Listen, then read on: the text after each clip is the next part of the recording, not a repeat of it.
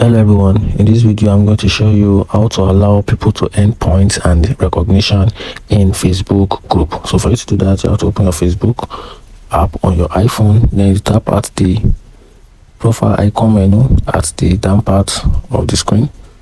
Once you do that, then you're going to tap on group. You can tap on the group, then right here at the top, tap on your groups. Then you can easily click on the particular group you wish to add these features to. Then you tap on manage. Then we're going to give you a few more minutes to load this particular page. Then you can scroll down a little. Then we'll tap on add features. So from there, we're going to scroll all the way down. And we can see this is contribution. Is it contribution? Let people earn points and recognition for great contribution in group. So first thing is you have to add this particular option to your group for group users to be able to gain points and recognition in your group. So you're going to tap on add.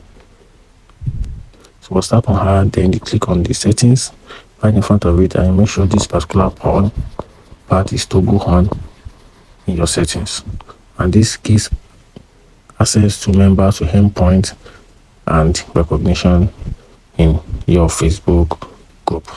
If you find this video helpful, like and follow for more. Thank you.